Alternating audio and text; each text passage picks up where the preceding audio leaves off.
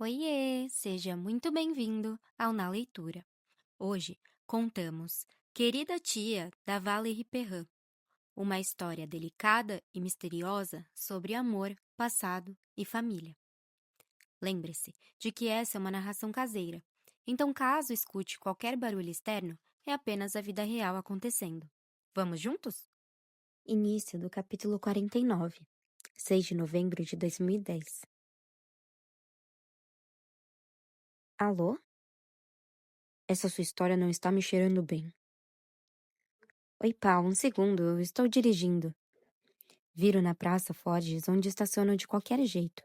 Marquei de me encontrar com Lies, que saiu do trabalho ao meio-dia. Ele começou o turno às 4 da manhã e sugeriu de almoçarmos no Monge antes de ir cochilar. Tudo bem, patroa? Pergunta Paul. Tudo, pode falar. Esse cara do circo é procurado. Acabei de saber, por causa de uma mulher que ele assassinou em Valence e outra que agrediu em Marselha. E não é só isso. Também por falsificação de um documento falso. Falsidade ideológica há anos. Victor Socha, um sujeito que desapareceu da noite para o dia. Nunca foi encontrado. Soltkovski se apropriou da identidade dele. Se mudou para a casa desse homem, pegou seus documentos, seu cartão de crédito, seu talão de cheques, acesso à conta corrente, sua pensão militar, e se mudou de novo às pressas, antes que os vizinhos começassem a desconfiar. Esse cara sempre dá um jeito de se safar. Ele ficou em cana de 2000 a 2002. Foi condenado a 5 anos por lesão corporal grave, contra a ex-mulher, mas liberado em 2 por bom comportamento. Você sabe onde ele foi processado? No tribunal de Ennis, em 2000. Depois foi mandado para Fresnes, onde cumpriu a pena. Não causou nenhuma confusão e saiu pianinho em 2002. Então, em Marselha, em 2003, perdemos o homem de vista. Ainda não sei se ele conhecia Victor Socha, um cara que não tinha residência fixa também, que nem ele.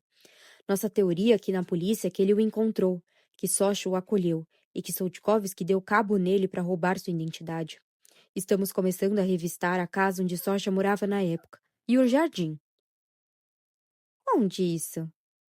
Em Urmat, perto de Estrasburgo.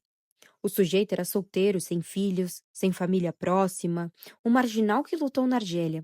A sorte grande para Soltkovski. Você sabe alguma outra coisa sobre Soltkovski? Fiquei sabendo da ficha dele hoje cedo. Ele teria interrompido a atividade circense em 1970. Depois fez uma série de bicos, como em almoxarifado, principalmente na região de Lyon. Tem apenas uma filha, que não parou de procurar. Sinto um calafrio. Perco o ar. De novo. Sinto que vou desmaiar, que nem na prefeitura de Flumet. Desligo. Meu Deus do céu. Tenho tempo de pensar o que está acontecendo comigo. Sou despertada pelo toque do celular. Paul deve achar que eu desliguei na cara dele. Atendo com dificuldade no terceiro toque. Como você sabe? Consigo dizer. Do quê? Da filha dele, que ele está procurando ela. Está tudo bem mesmo com você? Foi só uma onda de calor. Onda de calor em novembro, é? Não digo nada. Paul não insiste. Foi um detento em Fresnes que contou. Soltkovski é um cara muito esperto. Não é de se abrir com ninguém, nem de desabafar. Mas, de acordo com esse detento, ele falava bastante da filha. Dava uma de pai rejeitado, dizia que ela tinha o traído. Não consigo pronunciar nenhuma palavra. Estou com a boca seca, com um nó na garganta. Acabo contando para Paul que a filha dele é a mulher que morreu. A que foi enterrada no lugar da minha tia no cemitério de Gagnon. Essa história tá indo de mal a pior. Vou aí na sua área para entender melhor a situação. Quanto tempo você fica ainda? Uns 10 dias. Depois vou para Lyon, pro velório da minha tia, onde devo encontrar Ana, que terá voltado das Ilhas Maurício. Ela está de férias com o pai e... Ele demora um pouco para responder. Estou em Urumato. Vou ver o que dá na revista na casa de Socha. Depois sigo para aí. Quem é que está cuidando do caso em Como é que é mesmo o nome do lugar? Gunyan e o capitão Rampin, Cyril Rampin. Preciso que você me conte tudo o que sabe, tudo o que descobriu aí. Não podemos deixar esse doente solto. Tem uma coisa que ainda não entendi, Paul. Como Esse assassino deve ter mais de 80 anos. Como ainda pode ser um perigo para as pessoas? Ódio e loucura não têm idade, patroa. Você tá com uma cara. Lies está sentado perto da janela. Natalie ao lado dele. Um aroma delicioso envolve o salão iluminado do restaurante. Fico feliz de encontrá-los e cumprimento os dois com beijos antes de me sentar. Desculpem o atraso. Tá de brincadeira? Aproveitei para contar para Nath do encontro com Lynne e queria que você viesse porque tenho uma coisa para falar. Mas primeiro você. Que cara de defunta é essa? Respiro fundo, sorrindo para não cair no choro, mas paradoxalmente estou feliz sem saber por quê. Não queria estar em nenhum outro lugar que não fosse esse restaurante, em Guignon com eles. Nem com Pierre, nem nos Estados Unidos, nem nada. Quero estar aqui, agora, entender o que levou a minha tia a deixar a vida de lado para proteger uma mulher. E depois desse almoço, reencontrar a voz de Colette e escutar como terminou o aniversário de Aimé Chauvel. Como posso agradecer minha tia por me dar esse presente? Suas confissões em fita cassete? Logo ela, que era tão reservada. Então, comecei o dia espalhando as cinzas de Colette no estádio Jean-Laville. Por volta das 6 da manhã. Estava um gelo. Depois, passei na casa de Louis Bertol, que voltou. Aleluia! E ele me falou um monte. E ainda por cima, acabei de falar com um amigo delegado que nem nos filmes, que vai aparecer por aqui. Porque o pai de Blanche, a mulher enterrada no cemitério no lugar de Colette há 3 anos, é um puta maníaco assassino procurado pela polícia na França inteira. Que loucura! Comenta Natalie. Lies fica sem palavras. A garçonete de trança, comprida, que revira os olhos para qualquer pedido, deixa o cardápio na mesa. Vão querer um aperitivo? Uma vodka pura, por favor. Olhamos para Lies, que cai na gargalhada.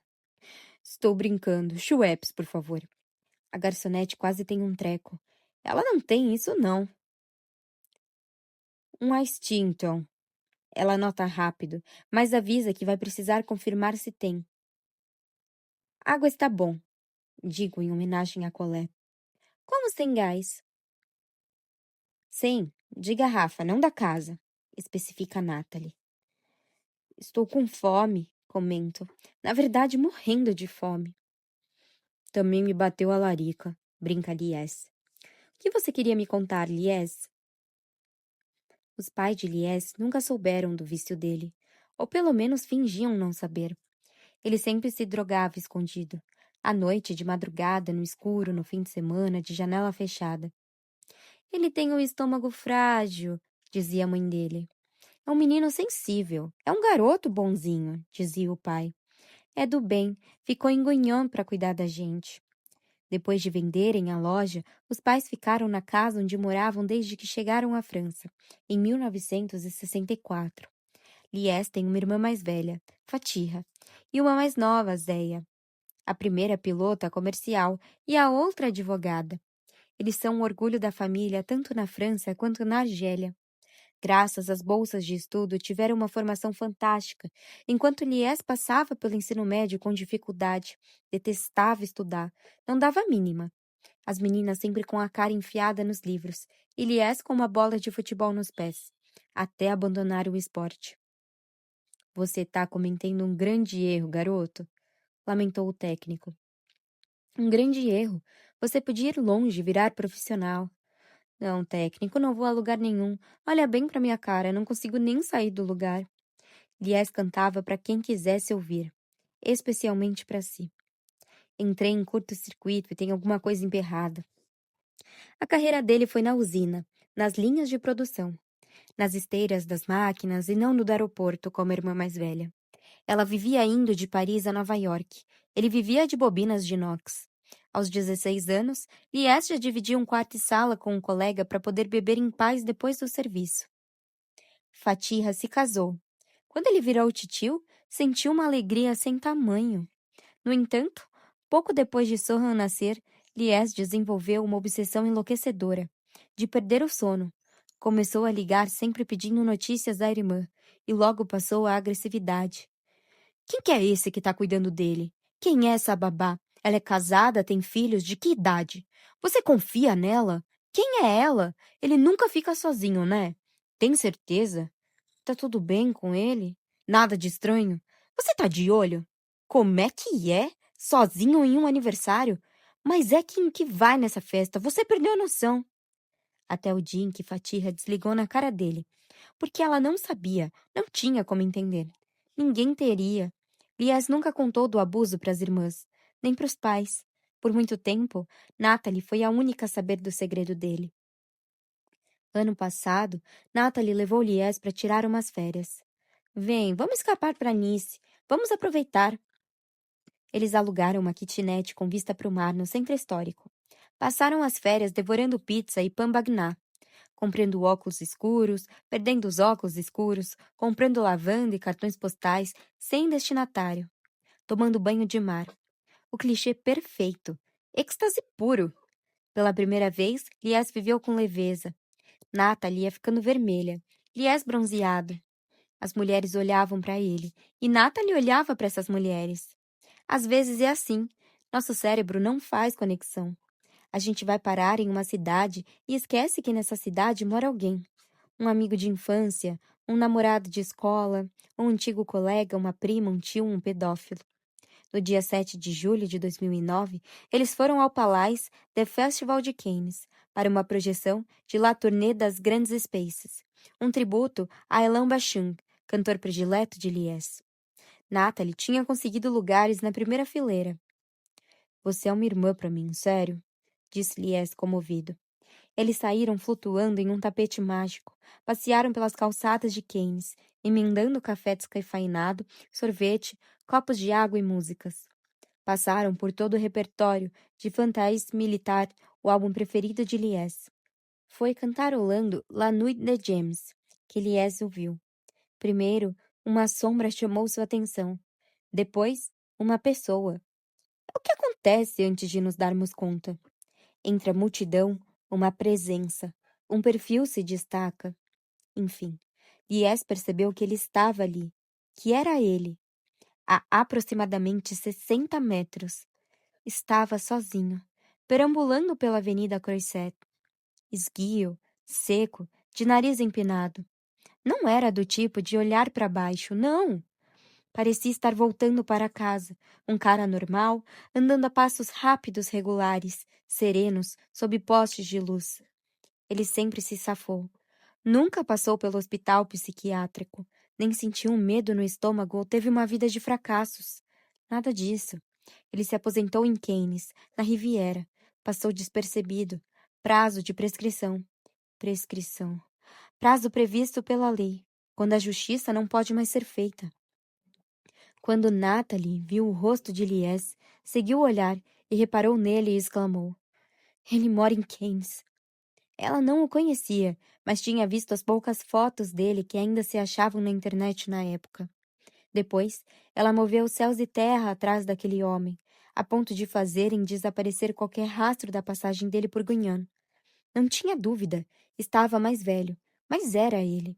Natalie viu o rosto do amigo se desfigurar à sua frente. Seu olhar transparecia terror, incredulidade e desamparo. Depois do dia do vestiário, Lies tinha cruzado com ele. De longe. No estádio, nos jogos, na Rua Liberté, no supermercado. Depois do dia do vestiário, Sharp o cumprimentava educadamente. E Lies respondia bom dia com igual educação. Vamos atrás dele? Propôs Natalie. Como Lies ficou calado, ela insistiu. Lies quer ir atrás dele. Pra quê? Sei lá, não quer falar com ele. Pra quê? Pra ele se desculpar, não sei. Se desculpar? Repetiu ele com os olhos arregalados. Eles se encararam e se levantaram ao mesmo tempo. Em questão de segundos, estavam logo atrás do homem. Natalie pegou a mão de Lies, que apertou a dela. Pareciam um casal na avenida, à meia-noite, em um dia de verão, caminhando lado a lado, despreocupados, embora estivessem tensos e nervosos como nunca. Ainda tinha gente passeando, mas as ruas iam ficando mais vazias. De onde você acha que ele tá voltando a uma hora dessas? Perguntou Lies. Talvez de um jantar na casa dos amigos. Ele não deve ter muitos amigos. Em Guignon ele tinha um monte. Depois de uns 10 minutos, Lies soltou a mão de Natalie e correu até ele. Pegou o homem pelo braço. Licença, o senhor tinha um cachorrinho. Cadê seu cachorrinho? Sharp se virou para Lies e olhou como olharia para qualquer indivíduo. Ainda por cima, árabe que o interpelasse agressivamente à meia-noite. Lies sentiu as pernas bambas, mas se manteve firme.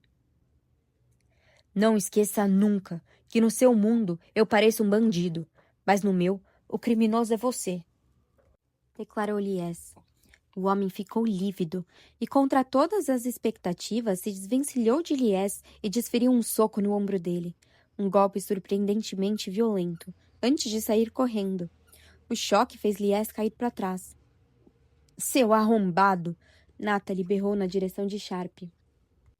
Algumas pessoas que passavam por ali pararam e os abordaram. Tudo bem com vocês? O que houve? Alguém perguntou para Natalie se o senhor tinha roubado alguma coisa dela. Vidas, meu senhor, respondeu ela chorando. Esse homem roubou foi vidas. Quer que eu chame a polícia, senhorita? Não, tudo bem, meu senhor, obrigada. Natalie e esse homem ajudaram Lies a se levantar. Ele estava em choque, mas não tinha quebrado nada. Só estou um pouco dolorido, disse ele. Quer que a gente tente alcançá-lo? Perguntou Natalie. Não. Viu? Ele deve ter no mínimo uns 75 anos. Você viu aquela força? Imagina só 25 anos atrás. Como é que a gente ia escapar? Depois, ele chorou sem parar nos braços de Natalie. Eles passaram uns bons minutos assim, antes de voltarem de carro para Nice. A amiga propôs que retornassem no dia seguinte para procurá-lo. Lies não quis. Para quê? Falei o que tinha para falar. Agora, se me encontrar com ele, vou matá-lo. E aí? Vou morrer na cadeia por causa de um lixo que acabou comigo? Ele vai queimar no inferno, e sabe muito bem disso. Será que ele me reconheceu? Reconheceu. Ou pelo menos entendeu do que você estava falando. A reação dele foi uma confissão. Nath, quantas você acham que foram? Quantas o quê? Quantas vítimas? E aí? Aí a gente passou os últimos dias de férias em Nice. Sem pisar em Cannes outra vez. Eu cheguei a voltar lá sozinha depois da morte de Sharp. Você não teve vontade de fazer justiça com as próprias mãos, Lies? Falei um pouco alto demais. Os clientes da mesa ao lado, um casal, ou pelo menos acho que são, se viraram para mim. Lies me sorri. Nesse momento eu me lembro do que Lois disse, dos 2 sorrisos da minha tia. Lies faz a mesma coisa. Ter vontade de matar alguém é uma coisa. Matar é outra. Não sou assassino, Agnes. Bom, amigas, vou deitar. Estou exausto. Amanhã eu começo a trabalhar às 4 de novo. O que vocês vão fazer hoje? Vou daqui para o jornal. Tenho 3 matérias para entregar. E eu vou voltar para casa, escutar o fim de umas fitas. É sobre um jantar de aniversário entre a Aimée Chauvel e Colette, em cima do café Filé. Um jantar de aniversário! Exclama Natalie. Dessa vez foi ela quem falou alto e pareceu incomodar o pessoal da mesa ao lado. É, em 1976. Será que eles viveram um romance, sua tia e ele? O aniversário era de quem? Questiona Natalie. De Aimé, 18 anos. Ainda não sei se ele descongelou ravioli, cassoulet ou cuscuz. Nem se eles viveram um romance. Não vejo a hora de descobrir. Se eu fosse você, diz Lies, transformaria essas gravações em filme, essa história toda. Talvez eu escreva um livro. Um livro? É como fazer um filme? Pergunta ele em voz alta. Ele já está em pé. Me dá um beijo. Eu respondo porque quero mantê-lo aqui. Fazer um filme é escrever para personagens reais ou fictícios, com luz, imagens, palavras e sentimentos. Verdade, acrescenta Natalie. E quando um livro é extraordinário, contém luz, imagens, palavras e sentimentos, e os personagens viram reais, porque a gente se apega a eles. Fico feliz de ter reencontrado vocês. Amo vocês 2. A gente também te ama, respondem eles em coro. Na verdade, estou pensando em comprar a casa da Rua Frendiz. Por quê? Para voltar mais vezes. Fim do capítulo 49. Início do capítulo 50. Rebobina um pouco a fita número 20, do aniversário de Aimé, só para escutar. Colette. O sol ainda batia na parede. Sugeri que abríssemos todas as janelas para arejar, porque continuaria quente por 1 ou 2 horas, mas depois certamente ficaria mais fresco. Ao dizer isso, pensei que, de qualquer modo, dali 2 horas eu estaria em casa e que eu não podia ficar sozinha com aquele rapaz. Havia algo estranho ali. Por que ele não tinha convidado nenhum amigo da idade dele? Ele nem me deu tempo de perguntar. Pegou logo os presentes embrulhados que eu tinha deixado na mesa. São para mim? São. Que gentileza. Hoje tenho 61 anos e já era para eu estar morta. Então, não estou nem aí para o que acham de mim, pro que é bom ou ruim. Quando abriu os presentes, a Aimé falou que nem uma criança. Caramba! Aba! Amei! Ah, Boneyem! É muito legal para dançar. Bonito isso aqui, é o quê? Um vaso com tampa? Nunca fiquei tão feliz. Era por causa da presença dele. Era como se ao lado dele tudo tivesse um cheiro bom, fosse agradável. O rosto dele, os olhos, o cabelo, as mãos, a camiseta branca, as pernas imensas, a pele marrom. A felicidade surge em lugares e níveis diferentes na vida. Minha vida é simples. Passei a vida toda aqui, consertando sapatos e copiando chaves. Ao contrário de você e de Jean, nunca me mudei. Quando seu pai foi estudar em Lyon, com David Levitan, fiquei feliz. Quando escutei a primeira gravação dele de Chopin em vinil, fiquei feliz. Quando consertei sozinha meu primeiro par de sapatos e entendi que eu tinha um ofício, fiquei feliz. Quando peguei você e Ana no colo pela primeira vez, fiquei feliz. Quando vi seu primeiro filme, fiquei feliz. Quando vi o mar, fiquei feliz. Mas nunca fiquei tão feliz quando nesse dia 19 de julho de 1976. Ele, que não tinha um pano de prato, tinha um toca-discos novinho em folha. Vários compactos ficavam empilhados no chão. Eu não conhecia os artistas na capa. Conhecia apenas as músicas do seu pai e dos cantores franceses que tocavam na rádio. Ele colocou o disco do ABBA para tocar. E eu escutei Dancing Queen. Eu adorei. Falei para Aimé que meu irmão, Jean, era um grande músico. Eu sei, ele respondeu. Ah, é? Conheço a história dele. A sua história. E quem te contou? Perguntei por aí. Não tive tempo de responder.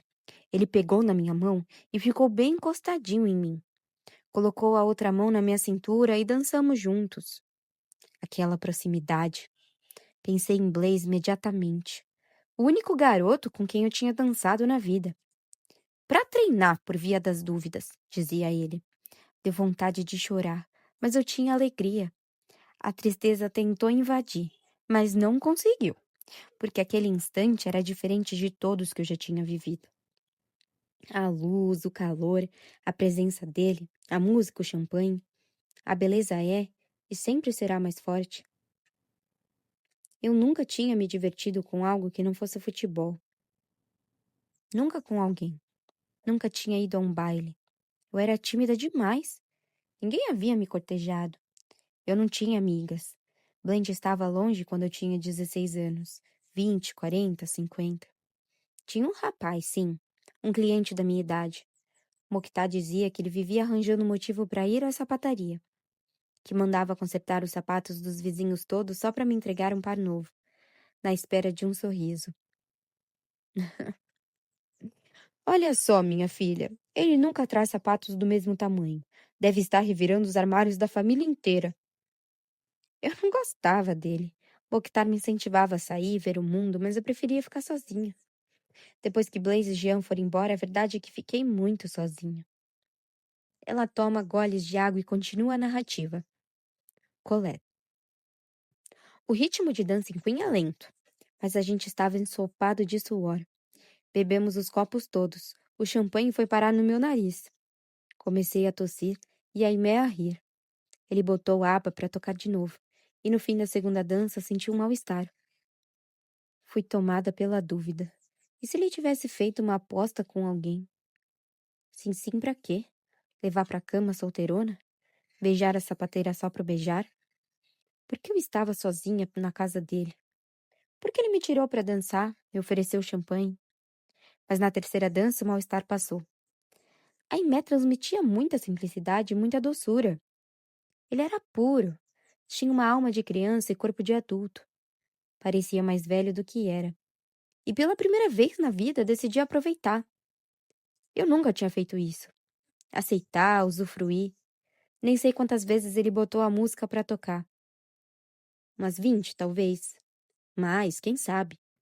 No fim, a gente sabia de cor, sem nem entender uma palavra. Ai, me contou. Não entendi nada além de Dancing Queen. A gente cantarolava qualquer besteira.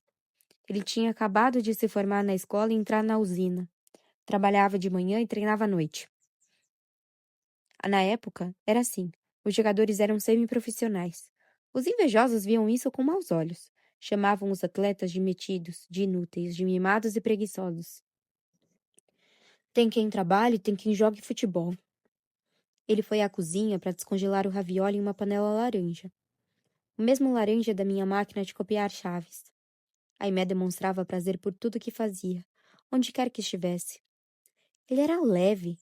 Continuou cantando, enquanto pegava 2 pratos descombinados e talheres. Eu fui ao quarto dele. Abri várias gavetas e encontrei o que mais procurava. Uma camiseta. Tirei meu vestido justo demais e vesti a camiseta que batia nos meus joelhos. Entrei no banheiro minúsculo dele, tão pequeno quanto o meu na rua Pasteur. Lembra, Agnes, que você reclamava da minha banheira apertada? Você detestava aquela casa. Enfim, me perdi. Quando vi meu reflexo no espelho, tive um choque. Eu nunca havia vestido roupa de homem, muito menos uma camiseta. Minhas roupas também te irritavam, lembra? Você achava que eu me vestia que nem uma velha. Uma vez você devia ter uns 12 anos e escutei você comentar com Lies. Minha tia se veste como se estivesse no século passado. Parece até que ela nasceu há 150 anos. Pra que fazer de tudo pra ficar feia? Não aguento. Não é que eu não quisesse ser vista, Agnes, é que eu não podia. Já falei, eu queria me camuflar na paisagem. Era tranquilo, prático. E apesar das minhas roupas, da minha aparência, do meu penteado que nem merece ser chamado assim, a Aimé me viu. Um longo silêncio. No que ela estava pensando? Por que me contou isso tudo? Que confissão inesperada. Que confiança em mim. A culpa me sufoca. Felizmente eu mudei com os anos. Felizmente ao crescer, ao envelhecer, mudei minha opinião sobre ela. Passei a ver Colette com outros olhos. Colette. Naquela noite, na casa de Aimé, ao me ver no espelho, não sei se foi por causa do champanhe e da música, do batimento cardíaco dele no meu ouvido, eu rejuvenesci. Parecia ainda mais nova do que no dia em que fui virar aprendiz em Mokhtar. Molhei o rosto, a nuca. Na época ainda tinha cabelo um pouco mais comprido. Eu o tinha prendido para ir até a casa de Aimé. Soltei a presilha. Ela para de falar. Resta apenas o silêncio. Que frustração.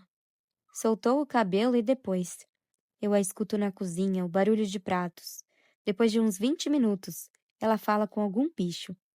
Sem dúvida, um gato que passou pelo quintal. Enfim, volta para o gravador. Será que percebeu que não pausou a gravação? Colette. Aimé mora em Guignane.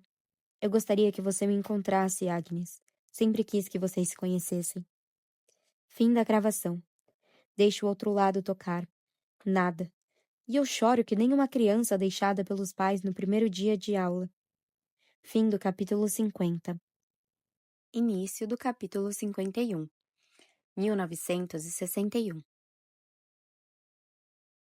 Esse dinheiro todo? Esse dinheiro todo? Rumina Georgette, pressionando a bochecha. Ela não seca as lágrimas, ela as esmaga. Por que pensa nisso agora? No hospital? Ela estava na multidão para ver o sorteio, em julho. Daniela choramingava. Tinha visto uma barraca de doces. Eu quero! Insistia a menina, puxando a barra da saia da mãe. Depois, já falei, depois! Tinha que ver Guinhã. uma feira de gado na Praça Fortes e um palanque para Jean e para o prefeito, como se ele fosse o presidente da República. Era tanta, mas tanta gente! E o vigário do lado dos dois, metido no esquema. Parecia até um pavão. Tinha armado tudo. Uma casa de prêmio. Só faltava essa. Para a família Septemba chamar atenção. Para falarem dela, fofocarem por aí. Era o cúmulo. O sobrenome dela apareceria em manchetes do jornal, e por muito tempo. O sobrenome dela, transformado em uma loteria gigante para mandar aquele menino para Lion. Uma arrecadação. Como se eles fossem mendigos. Logo eles, que não faziam mal a ninguém. O que tinham feito para merecer uma coisa daquelas? Georgette tinha certeza de que era a Marquesa quem estava por trás daquela confusão toda, daquela catástrofe. Não tinha outra explicação. Era só vingança por Georgette ter contado ao Marquês sobre a viagem para Lyon. O vigário estava às ordens de Eugênie de Senechel. A família tinha até um banco reservado na igreja. Georgette foi tomada por um acesso de loucura quando escutou Jean dizer ao microfone: Obrigado pela ajuda de todos. Nunca vou esquecer o que fizeram por mim. E graças a vocês vou realizar o meu sonho. Viu todo mundo se virar e olhar para ela. Ela, a mãe do garoto. Não olharam para o prefeito, o diretor, o vigário, Jean. A multidão olhou foi para ela. De novo, a vergonha. Georgette soltou um grito que ninguém escutou, abafado pelos aplausos. Ninguém escutou seu urro, além de Danielle, que ficou com medo da mãe. Recuou bruscamente e caiu sentada. O que ela se lembra desse instante não é do nome de quem ganhou a casa, nem do olhar do desprezo de Colette, nem mesmo do beijo que Jean deu na Marquesa como se fosse a mãe dele. O que ela lembra é de um número: 67 milhões. Foi o diretor que anunciou orgulhoso. A rifa recolheu 67 milhões. Seu filho rico por obra do Espírito Santo, da noite para o dia. Como era possível? Ela ainda está ruminando quando Colette chega ao pronto-socorro para ver a irmã. Foi Blaise quem ligou para a sapataria para avisá-la. Daniela está no hospital. Minha mãe diz que é grave. O que ela tem? Pergunta a garota Georgette. O que os médicos disseram? Meningite, parece. Mas não tem certeza. Disseram que é incompreensível. A febre subiu, subiu e a menina não suportou. Responde ela, esmagando outra lágrima no rosto. Colette observa Danielle, que dorme profundamente. A respiração dela parece rápida. As pálpebras fechadas se agitam nervosas. Se ela morrer, eu também vou. A vergonha eu já tenho, né? Esse dinheiro todo para Jean. O bom Deus não gosta de mim. O bom Deus me detesta. Vai levar minha filha embora. Colette fica chocada. A mãe mistura tudo. Jean, Daniela, rifa, doença. A garota não a suporta mais desde que Georgette denunciou a Marquesa. Mas do que você tá falando? Pergunta Colette, mais alto do que gostaria. Esse dinheiro não é para Jean. É para pagar a pensão dele, os estudos. O dinheiro não é dele. Enterre nós duas em Curdim na estrada Bois. Daniela não vai morrer. E não fala uma coisa dessas perto dela. Ela está escutando. Eu sinto que ela vai morrer. E só tem 3 anos. Acha que ela entende alguma coisa? Para! Você é grossa comigo. Sempre foi. Colette não responde. Dá um beijo na testa de Daniela. Quantas vezes beijou a irmã desde que ela nasceu? Uma, duas? Elas sempre foram distantes. Deve ter dado a mamadeira para Jean 1000 vezes, mas nunca nem pegou Daniela no colo. A menina está ardendo em febre. Colette desaba assim que encosta no cabelo da irmã. Chora lágrimas quentes. Pega a mãozinha na sua. Olha para a pequena adormecida muito doente. E percebe que sentia mais empatia quando um cordeiro ia ser degolado. Ela não sente nada. Parece que está a anos-luz da menininha. Mas ao mesmo tempo, uma criança. Inocente, frágil. Colette não ama nada naquela criança. Será ciúme do amor que a mãe tem por ela? Ela conclui que é como a genitora, insensível com algumas pessoas. Fica arrasada diante da constatação. As lágrimas se avolumam. A mãe continua a esmagar as dela, em silêncio. De repente, a mãozinha de Danielle se mexe na de Colette. Ela está acordando. Reconhece a irmã. E Colette se sente um monstro. Você ficou doente, mas agora já passou, vai sarar. A mãe corre até a menina, que geme ao vê-la. Georgette já se esqueceu da mais velha e lhe dá as costas. Enfermeiras passam por lá e um médico informa que aparentemente a vida de Danielle não está mais em risco, mas que vão mantê-la internada por alguns dias sob observação. Colette vai embora sem se despedir de ninguém. 2 horas depois, ela compartilha com Mokhtar um jantar rápido na cozinha. Foi com um mestre sapateiro que encontrou o acolhimento do lar. Ao fim da refeição, Colette conta o que aconteceu no hospital e diz a ele que no domingo vai visitar a irmã no castelo para tentar ficar mais próxima dela e construir uma relação, e que vai aproveitar para falar com a marquesa, que tanto fez por Jean. Enquanto isso, em Lyon, Jean se sente sozinho, desesperadamente sozinho. Ele não tem coragem de confessar isso a ninguém. Não está prosperando com os Levitan, apesar de tudo que as pessoas fizeram por ele. Além disso, o olhar do vigário e de Colette pesa nele, o persegue. Um olhar repleto de confiança, uma confiança que ele perde a cada dia. Lamentar-se ou decepcioná-los está fora de cogitação, mas sua rotina é tão austera, triste e solitário. Ele não gosta nada do apartamento que divide com o casal, nem do cheiro, nem da cor amarelada, muito menos do peixe recheado que servem no sabá. Entre si, Davi, Elia Levitan conversam em Yiddish, uma língua que vem do alemão, mas os dois raramente falam. Elia vive calada, parece bem mais velha do que o marido, e alguém poderia até pensar que são mãe e filho morando juntos. Não há nenhuma criança para fazer barulho. Jean vê algumas fotos da família nas paredes, mas não arrisca perguntar nada. Ali ninguém diz bom dia, boa noite, durma bem, como está. Apenas se olham e dividem o espaço em silêncio. Como em um templo ou em uma biblioteca, a respiração sempre contida. Davi Levitan fala apenas para ensinar música, e Jean detesta as aulas. Sente que perde a capacidade de tocar piano a cada aula com um novo professor, supostamente extraordinário. Assim que fecham a tampa do piano, um véu de silêncio cobre todos os cômodos, até por baixo dos lençóis gelados do quarto. Há 2 meses, o frio caiu sobre a cidade de Lyon, e o apartamento parece a Sibéria. Jean vai a pé para o colégio. Davi Levitan analisa seu boletim como um médico examinaria o eletrocardiograma de um paciente moribundo. Só aceita notas bem acima da média, pois o conservatório recruta apenas bons alunos. Quando volta para casa, ao fim do dia, Jean pratica com o professor. Apenas o dedilhado, por horas e horas a fio. O dedilhado se constrói de acordo com o tamanho das mãos, mais precisamente a envergadura, o espaço entre os dedos.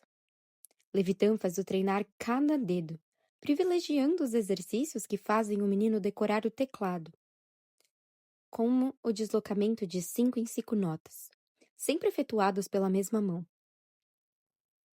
Mais tarde, impõe ele. Você treinará a distância entre o polegar e o indicador. Temos tempo. Apenas o exercício diário fará você alongar as mãos e desenvolver a fluidez de punho necessária para tocar. A agilidade, a independência e a força de cada dedo.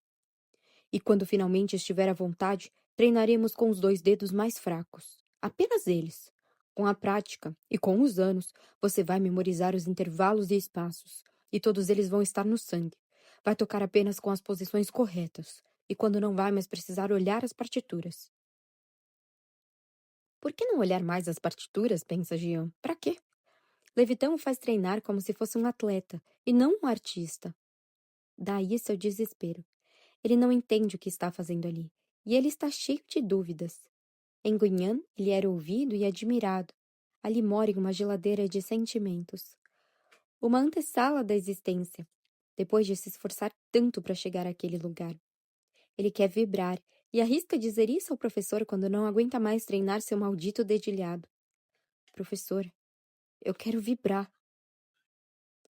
Ao que Levitan responde, estreitando os olhos, pois ele nunca sorri, que antes de vibrar é preciso aprender a se destacar, a levitar, e assim a vibração será ainda mais intensa. Para o jovem pianista incompreensível. Os 3 jantam às 9 da noite. Na sala, soa apenas o ruído dos talheres. Jean tem direito a um dedo de vinho tinto, que acha repugnante, mas que o ajuda a dormir. Após a refeição, Elia se enfuna no quarto. Davi se instala na poltrona para ler e Jean se refugia nos próprios aposentos. Antes, para dormir, ele adorava decifrar as partituras, mas, de acordo com o professor, começar a tocar piano assim é que nem aprender a escrever antes de saber falar. Leia livros. Será muito mais importante para formar sua sustentabilidade de concertista, declarou e guardou as partituras na gaveta. Depois eu devolvo. Pode escolher um livro na biblioteca da sala. Temos muitas opções. Mas cuide bem deles. Jean gostaria de desabafar com alguém.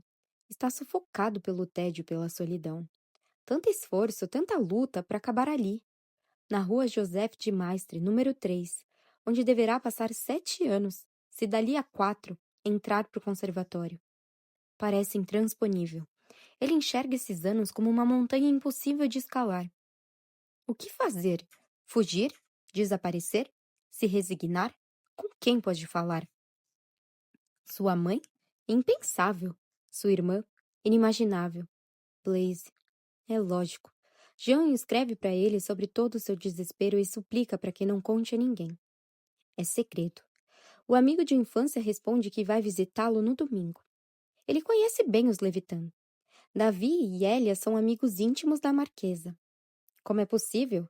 Como esse casal austero pode ser íntimo de Eugênie de Senechel, tão solar e tão doce? Mas ela se casou com o ser mais rígido e antipático do mundo, afinal. Como são estranhas as vidas e as pessoas. Fim do capítulo 51. Início do capítulo 52. Jornal de Saône et Loy, 25 de outubro de 2010. Mistério em Guignon. Quem jaz no cemitério? O enterro de Colette September ocorreu em Guignon no dia 13 de agosto de 2007 e contou com a presença de diversos amigos e membros do FC Guignon, do qual ela era torcedora fanática.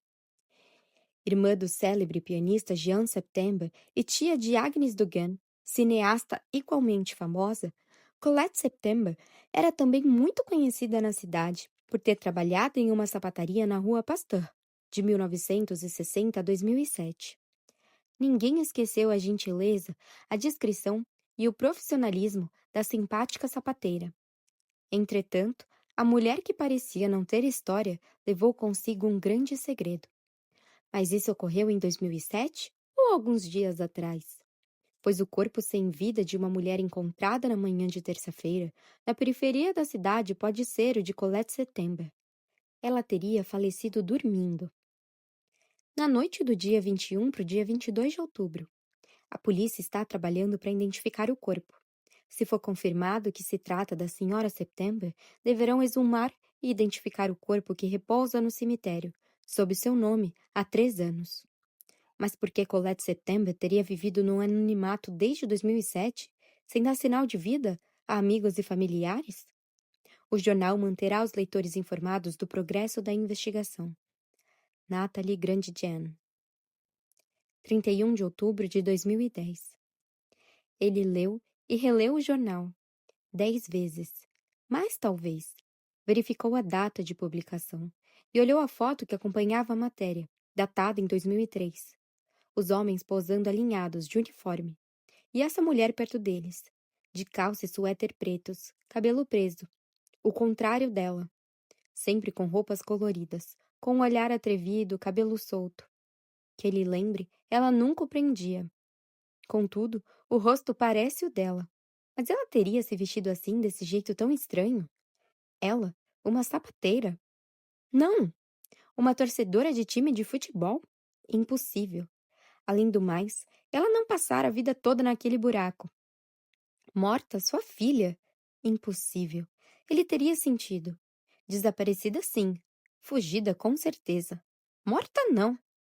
Foi ao embrulhar as garrafas de vinho no jornal que ele se deparou com a matéria. Ele não lia jornal. Fora o Paris Turf. Sempre teve medo de dar com aquela cara. Ele estava reclamando de ter que fazer uma besteira daquelas.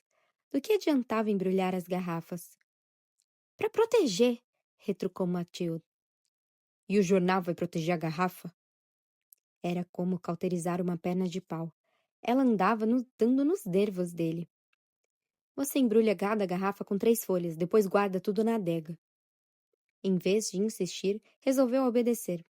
Afinal, ela estava preparando um picadinho cheiroso, e ele nunca tinha comido tão bem quanto com ela. Logo ele, que já tinha passado fome. 1, 2, 3 folhas de jornal. Umas 30 garrafas. 1, 2, 3. Na 19ª garrafa, uma página a 12, no alto da esquerda. O primeiro que chamou sua atenção foi Guignon, fazendo-o parar o que estava fazendo. Ele conhecia, tinha passado por lá fazia muito tempo. Ele tinha passado por muitos lugares na vida, mas se lembrava do nome. Era um nome diferente: cemitério, mistério e anonimato. Coincidência? Era bom pensar. Guignon. Não lhe vinha nada à mente. A menina já tinha nascido quando ele passou por lá? E a foto da morta na matéria? O rosto o assombrava, voltava à memória sem parar. Ele tinha vivido sempre com base na intuição, e sentiu imediatamente que deveria ir para lá, perguntar para entender. Nada o impedia. Desde 2004, ele se chamava Victor Socha. Esse seria seu nome até morrer. Ele tinha mudado fisicamente, envelhecido. Não existia mais o jovem Soltkovsky. As últimas fotos da polícia ou dos jornalecos já tinham mais de 10 anos. Ao terminar de embrulhar as garrafas, deixou a matéria separada. Passou minutos analisando o retrato da morta com os jogadores de futebol. Encontrou outras fotos e outras matérias na internet. No arquivo do jornal de Saon Eletoy, mencionavam muitas vezes o irmão dela, pianista, a cara dela. Mas não era ela. Disso ele tinha certeza. Pensando bem, não só Blanche já estava nascida quando ele passou por aquelas bandas, como ele tinha chegado a voltar. Será que ela havia feito amizade com alguém? E ele? Teria se metido com alguma mulher, engravidado alguém? A lembrança volta em rastros ínfimos. Ele tinha dormido com mulheres que se ofereciam e forçado outras. Mas a cidade se confundiu em sua velha cabeça doente. Todas as praças onde montava a lona eram parecidas. Ele precisava entender. Então se decidiu. Desligou o computador e pediu o carro emprestado para Matilde. Tinha que fazer uma viagem bate-volta. Era urgente. 1 dia, 2 no máximo. Ela estava botando a mesa. Virou-se para ele e respondeu sem pestanejar. Tudo bem, mas eu vou junto. Nem pensar. É um assunto particular, não é da sua conta. Ele conheceu Matilde quando desembarcou em Valência. No começo não deu atenção à vizinha. Depois passou a desconfiar dela. Ele não entendia como tinha chamado a atenção daquela mulher. O que ela queria com ele? Era intrometida demais, rechonchuda demais, loira demais para o seu gosto. Uma matraca de cabelo oxigenado. Por fim, ela cuidou tão bem dele que ele cedeu às investidas. Todo dia um quiche, uma fatia de bolo, um gratinado em um prato deixado no parapeito da janela. Depois de recusar ou adiar o milésimo convite, acabou atravessando a rua para tomar o aperitivo na casa dela. E por lá ficou. Ele não precisou se esforçar para seduzi-la. Nunca tinha se esforçado com ninguém. E parecia agradável, exatamente como ele era.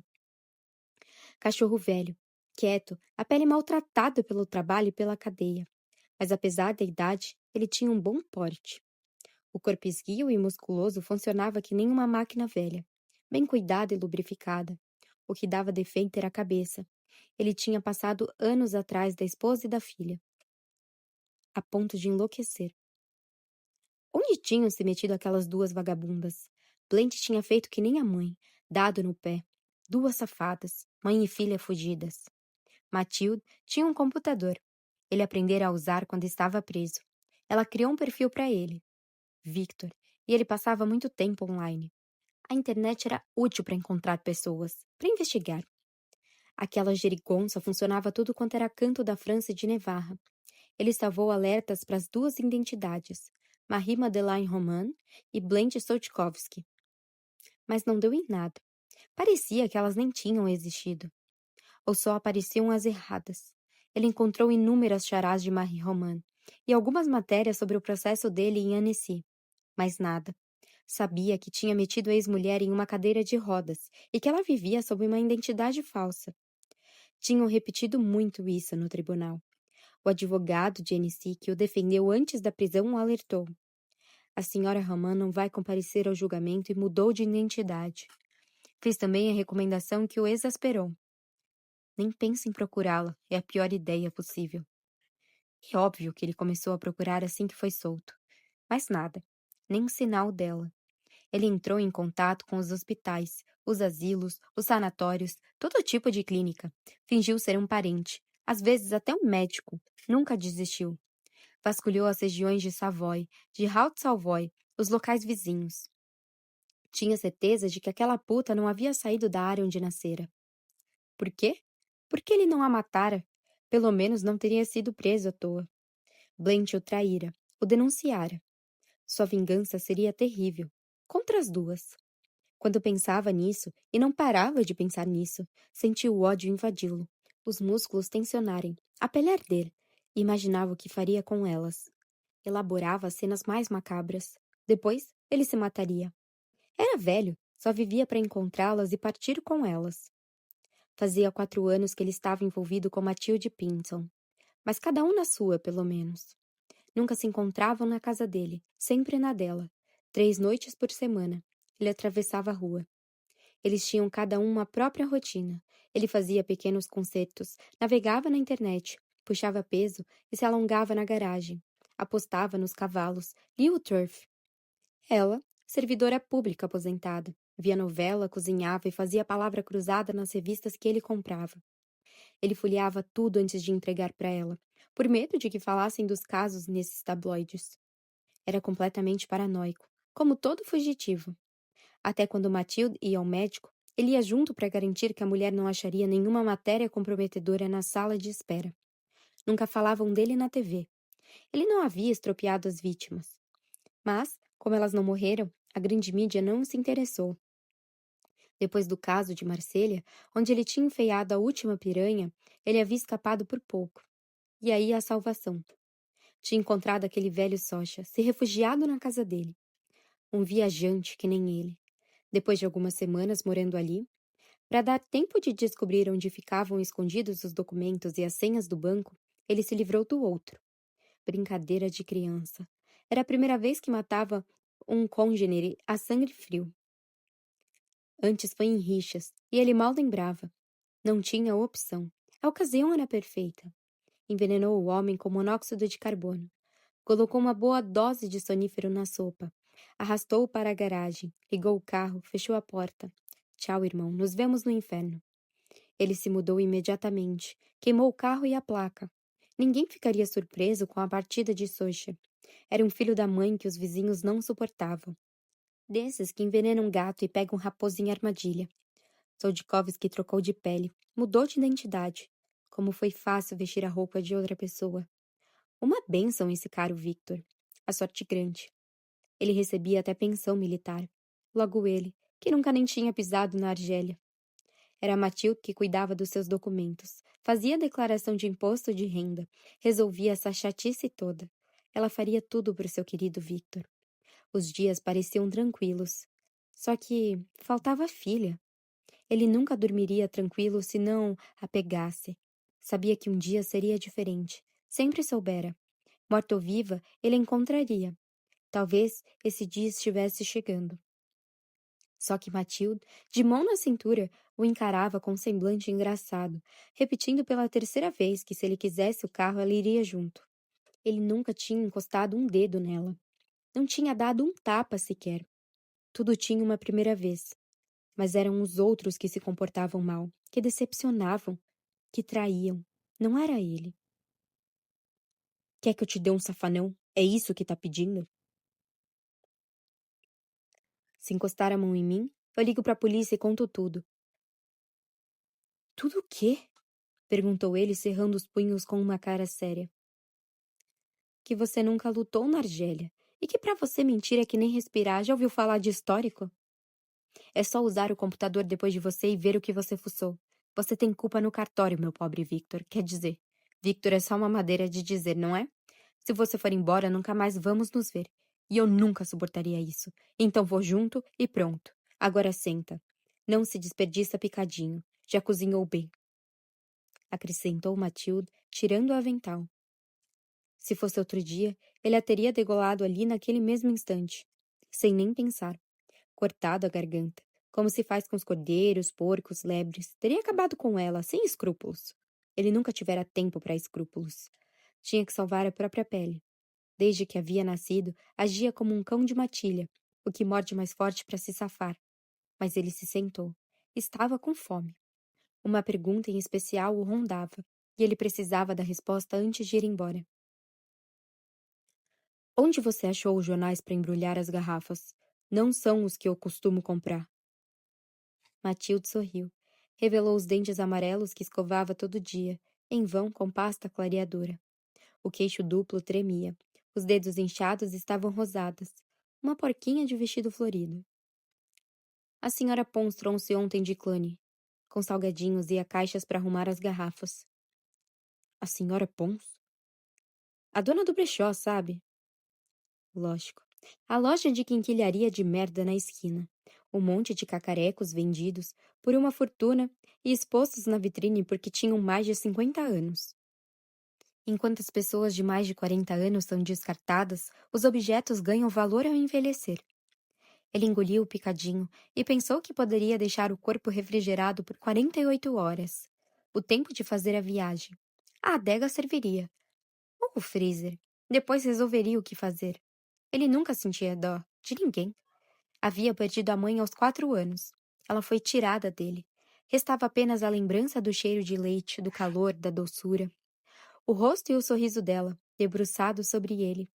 E de repente sua morte como uma maldição. Um buraco escuro e fundo, gente chorando ao redor dele.